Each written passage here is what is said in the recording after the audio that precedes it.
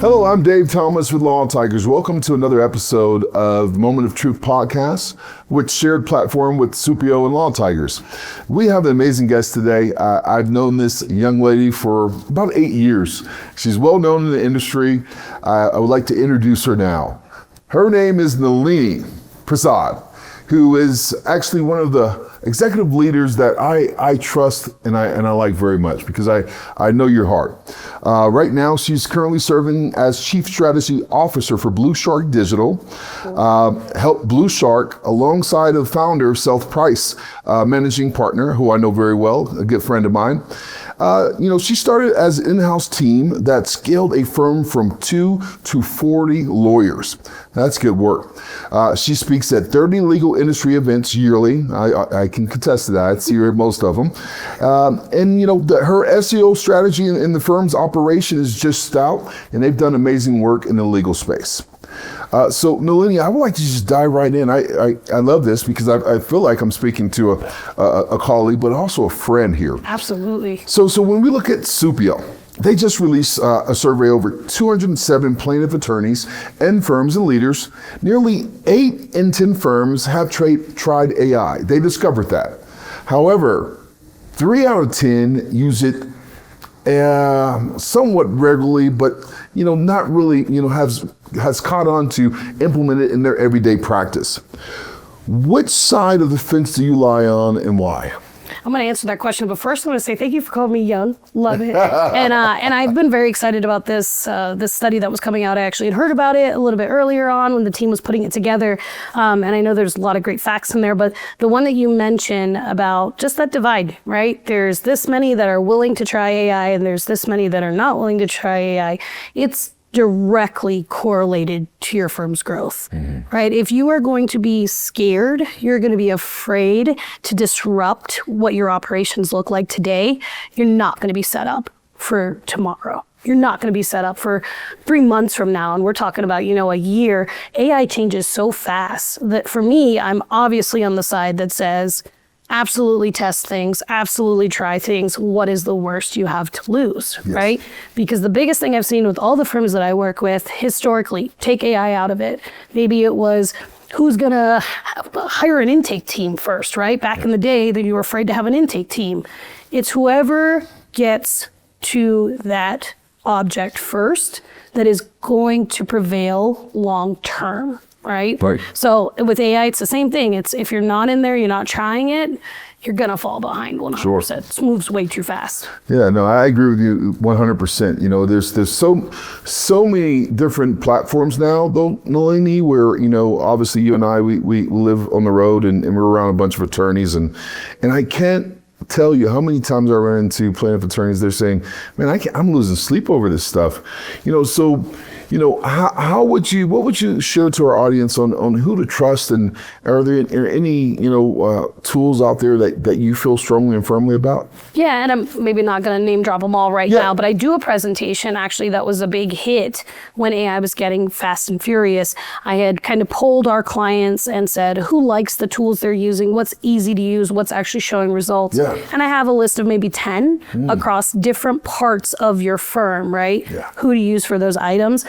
In the space where we have these full service, the Supios, the Eves, the Even Ups, yes. Right? All those products are on the cutting edge. They're all doing one thing or another. I have clients that all have great things to say about it. I think more of the talking point here is that it's not there's a good company and a bad company. Sure. There's, are you using the company, right? Yeah. So I often hear from lawyers, oh, I signed up for this. Oh, well, what are you using it for? I have no idea. Yeah. Okay, well then you're probably not using it right? So I know for a fact that Supio has a ton of support where they're going to help you onboard. They're also there for questions and they have new technology, right? You as the lawyer or the operations person in your firm have the responsibility to, and like you have to, this is your responsibility to go to the company and say, what am I missing, right? What am I not using before you say, oh, this doesn't work. So I think that more than it's which ones are the best, it's if you've vetted it and you are signed with it and you want to use them, give them a real chance. use the product. I love that. I love that. Yeah, you do have to trust and then take that leap. I know you were early adopter and pioneer and on the AI stuff in the legal space. But I want to actually go, a flashback from the past here. Take me back to when, the first time AI genuinely saved one of your firm's, time when it comes to real case intake. Describe that to me. And what was the task that it freed them up to do instead? So how did AI help out one of your clients where you said, wow, that was an aha moment. This thing is really good. Yeah, I think one of the first products we saw that got really big was the demand letters. Yes. People were nervous to try that, but they weren't as nervous or hesitant to try AI in their email or using AI for VAs. And so a lot of people had dived into that a little early on to dip their toe. And I had seen people successfully use intake, not necessarily a voice AI, but they were using AI to read over the transcript and look at what was said on that call and then have a quick email sent to them to say, hey, you need to call this person back or something like that, right? Very, very easy, foundational. And what they were able to do is not have one or two people have to train intake every 5 minutes, right? They didn't have to pick up the phone themselves to trust that intake's being done. They were getting this quick text or this quick email where they could have trust in their team. Yeah. And so I think that was one of the earliest ways I saw people who just didn't trust the team. You're an A-type personality in this industry. You see it with all the firms. 100%. And you don't want to let go. You don't want to delegate. Yeah. I think AI helped with the intake in delegating a little because they could trust that things were happening or they could get that information in snippets. Yeah, I have a similar question and then a back question to it.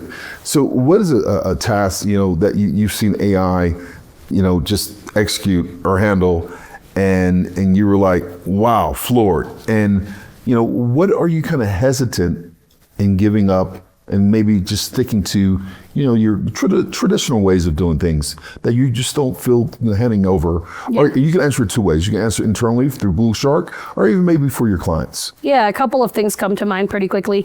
I mean, I personally, if we talk about Blue Shark, we've spent a lot of time on looking at data, right? Yes. Because knowing your data, knowing your cost per case line, that's how you should choose your next strategy for the next quarter. You should be pivoting, you should be changing. And that was a lot of human time. And not everybody's good at looking at the data, right? So it was a bottleneck. And now there's so much AI with Claude or anything that helps you look at that data and instantaneously say, this is what you should be doing. Yeah. It's spitting out what you should do. Now, you could say, okay, yeah, well then your job's eliminated. They don't need you to give that strategy. The problem is there's always nuances, right? Yes, yeah. And a firm is always growing in a different way. It's not gonna be this equals this. So it's really nice to get that baseline, have AI help you with the data so you're not spending 6 hours looking at that. But then the strategy is still very human. It's critical thinking. Yes. So I think I still haven't seen AI blow my socks off with critical thinking, but they're crushing it at getting the smaller build-up work done, right? So that's one from Blue Shark. From the side of law firms, I never thought that I would see intake answering be as clean as it's getting, quite frankly. Like I'm calling different, doctor's office, and I got fooled with one. I thought it was a human. They dropped in the uhs and the ums. I'm like, oh yeah, this is like a 20-year-old talking to me, and they don't know what they're saying. But no, they chose that tone. They chose that, there's they can really make the voice sound like a human. And so I think they're getting cleaner and cleaner with that. And even there's Speed AI is a tool that I had seen, and I was like, it's never gonna be perfect. But watching it in real time, listen to your intake call, call out all the things that were wrong, give you what you need to go say when you call back that person. That's extremely impressive, and I think it saves a firm an incredible amount of time to be able to sign more cases. That's very helpful. Now, is there a line drawn in the sand? Is there anything that AI that you just draw on the line in the sand and you're saying, hey, not ready yet? Yeah. I think it is that 20% at the end of what AI is doing, right? That critical thinking that I go back to thinking about, where it's, okay, if AI is able to say, this is why you should call it back, I still think a human should look at that and read it and not just pick up the phone and then go say those words back to somebody, right? Because what if you missed a piece? So I do think it can give you an end result, but that a human still needs to be there to decide, is this the right answer, yes or no, before big decisions made. I don't think it's a decision maker, if that's a way to say it. Yeah, I struggle a little bit on the lack of emotional connection, say emotional intelligence. I don't think it'll ever capture that a bit close, specific to what we do at Law Tigers, right? We're dealing with riders across the country, and it's a very unique, kind of underserved, fragmented group.